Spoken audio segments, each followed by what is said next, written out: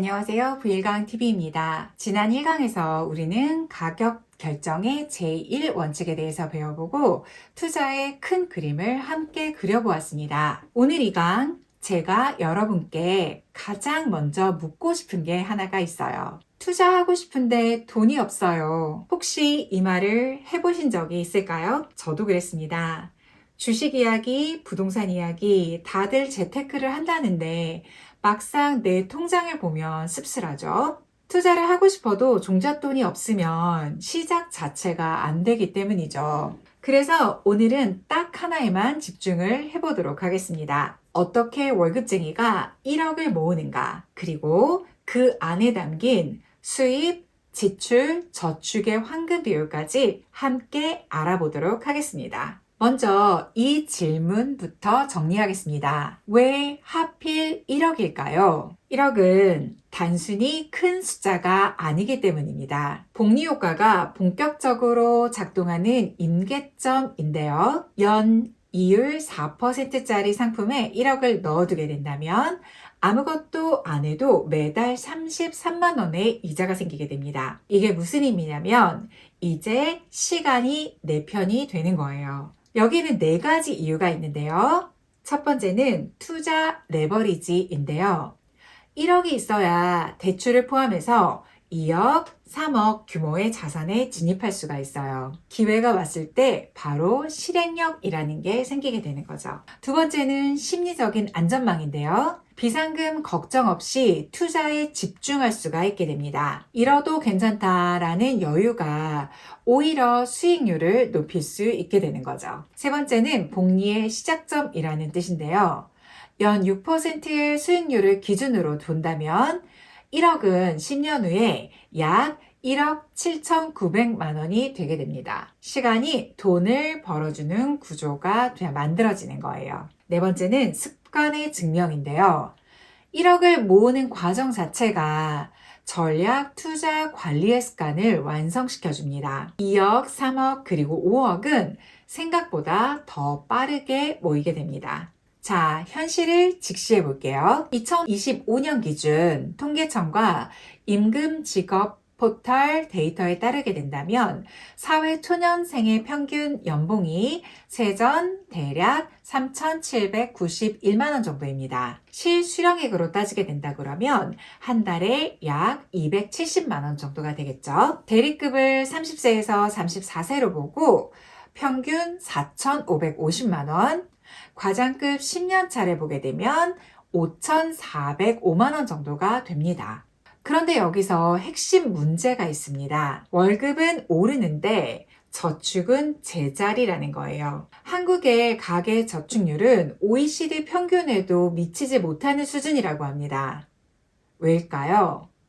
지출이 항상 수입을 따라잡기 때문입니다. 월급이 50만 원이 오르게 되면 어느새 지출도 50만 원이 늘어나 있게 돼요. 중요한 사실이 또 따로 있습니다. 같은 연봉, 같은 연차인데도 종잣돈을 모으는 사람은 따로 있습니다. 그 차이는 능력이 아니라 바로 구조에 있습니다. 오늘 그 구조를 바꾸는 날입니다. 그럼 1억을 모으려면 실제로 얼마가 필요한지에 대해서 숫자로 살펴보도록 하겠습니다. 연 이율 3.5%의 적금을 기준으로 계산을 한번 해보았습니다. 월 100만 원을 저축하면 약 7.7년, 월 150만 원이면 약 5년, 월 200만 원이면 약 3.8년, 그리고 월 250만 원이라면 약 3년 안에 달성 가능합니다. 현실적으로 봤을 때는 월 150만 원이 핵심 목표인데요. 연봉 3,800만 원, 실수령액 270만 원 기준이라면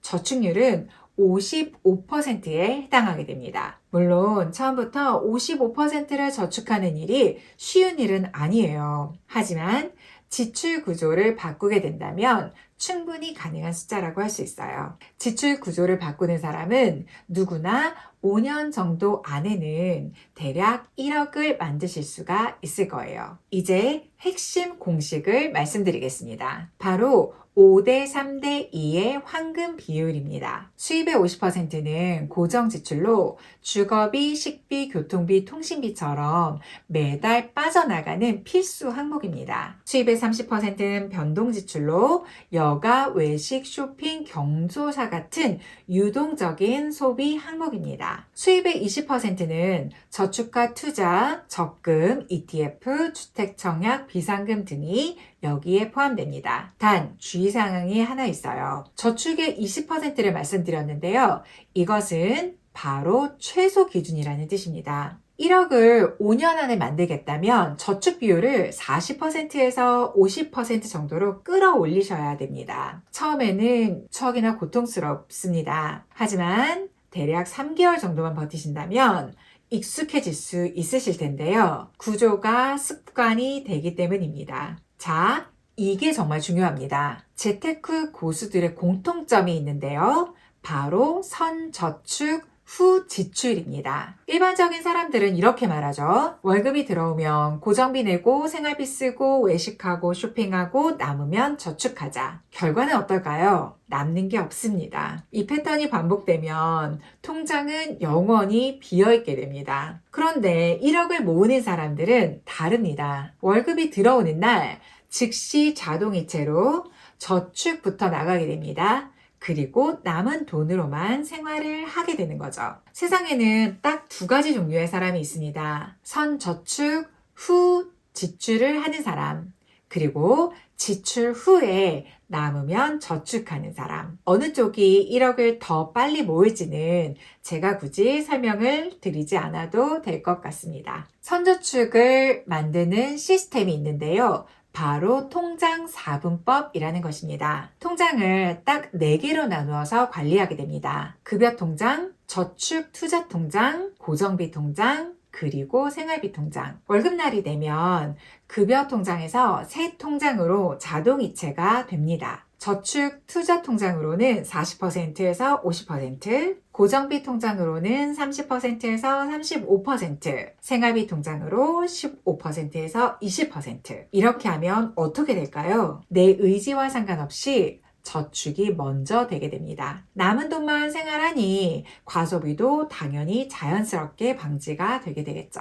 시스템이 나 대신 저축을 하는 겁니다. 작은 세팅 하나가 바로 여러분의 5년 뒤의 미래를 바꾸게 됩니다. 저축률을 높이려면 지출을 줄여야 합니다. 너무 당연한 얘기죠. 매달 50만 원을 더 모을 수 있는 3가지 방법, 전략에 대해서 제가 말씀드릴 건데요. 첫 번째는 고정비 다이어트입니다. 요즘 많이 하고 계시는 OTT 구독료 다들 있으시죠? 구독료 월 2만 원에서 3만 원 정도만 정리하시면 되고요. 그리고 핸드폰에 쓰는 비용을 줄이실 수가 있는데요. 만약에 많이 사용하시지 않는다면 알뜰폰으로 전환을 하셔서 월 3만 원에서 5만 원, 그리고 불필요한 보험을 가지고 계신다고 하게 되면 월 5만 원에서 10만 원 정도. 여기서 이것만 합쳐도 20만 원에서 30만 원 정도는 절감이 되게 됩니다. 물론 이런 일들이 아주 귀찮게 느껴지실 수도 있을 거예요. 하지만 한 번만 정리하시게 되면 그 이후로는 신경을 쓰실 필요가 없어요. 두 번째는 우리가 매일 접할 수 있는 식비. 바로 식비를 절약하는 건데요. 배달 음식 요즘 많이 드시잖아요.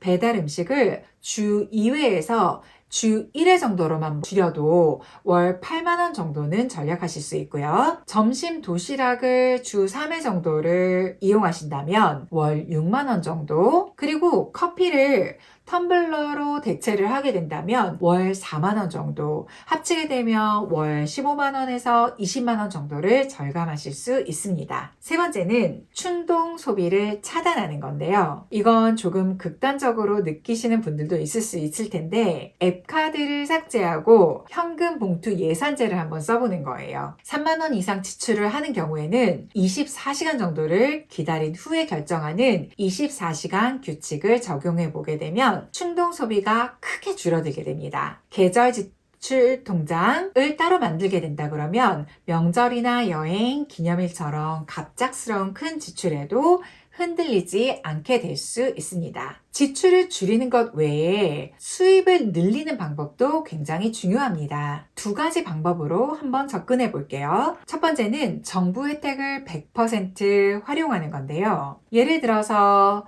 자격이 된다면 이겠지만 청년 도약 계좌 가입 대상이 되실 때 월 70만 원 정도를 납부를 하셨었다고 한다면 정부 기여금까지 더해서 5년 후에는 최대 5천만 원까지 만드실 수가 있어요. IRP 연금저축은 연 900만 원의 한도 내에서 세액공제를 받아서 실질적으로 연 148만 원 가량을 환급 받으실 수도 있습니다. 이미 나라가 주는 돈을 안 받고 있는 분들도 있을 수 있는데요. 지금 바로 확인해서 내 돈으로 만드실 수 있을 것 같습니다. 그 다음으로는 현실적인 부수입 루트를 한번 만들어 보는 건데 여러분의 본업과 연계된 프리랜서 일감이 가장 효율적입니다. 디자인, 개발, 번역, 회계 등의 전문성을 가지고 계신다면 월 20만 원에서 대략 80만 원 정도의 추가 수입을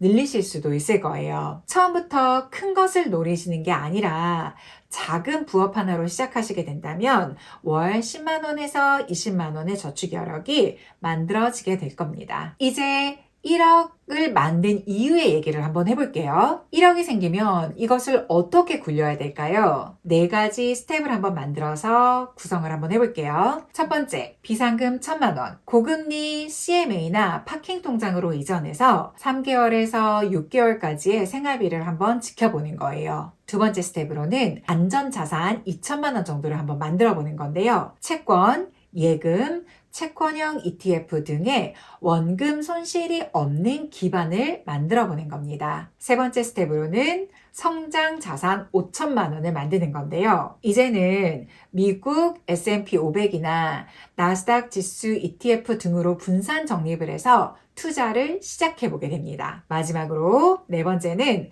부동산의 종잣돈을 만들어 보는 건데요. 남은 금액은 레버리지를 활용해서 부동산 진입에 힘쓰게 되는 거죠. 1억이 생겼다고 할 때 한꺼번에 다 투자하는 거는 위험할 수가 있어요. 그래서 단계별로 차근차근 배분을 하는 것, 바로 이게 진짜 시드머니를 굴리는 방법입니다. 오늘 핵심을 5가지로 정리를 한번 해볼게요. 첫 번째, 1억은 복리가 작용하는 임계점입니다. 두 번째, 황금 비율 5대 3대 2의 법칙, 고정비, 변동비, 저축, 투자를 지켜보는 겁니다. 세 번째는 선저축 후 지출을 실행하는 건데요. 월급 당일날 자동이체가 전부입니다. 네 번째는 통장의 4분법, 시스템이 나 대신에 저축을 해주도록 만드는 겁니다. 마지막으로 지출 다이어트와 수입 확대로 저축률을 극대화시킵니다. 자, 이제 제가 부탁드릴 거가 있는데요. 오늘 이 영상을 보고 나신 다음에 당장 스마트폰의 뱅킹 앱을 열어서 자동이체를 하나 설정해 주세요. 금액이 얼마든지 상관이 없습니다. 10만 원도 좋고 50만 원도 좋습니다. 중요한 건 선저축 후 지출이라는 구조를 내 통장에 만드는 겁니다. 1억을 모으는 사람들은 특별한 재능이 있었던 것이 아니라 단지 구조를 먼저 만들었을 뿐입니다. 다음 3강에서는 미리 알아두면 좋을 레버리지의 마법에 대해서 공부를 해볼 예정입니다. 구독과 좋아요 그리고 알림 설정 꼭 부탁드릴게요.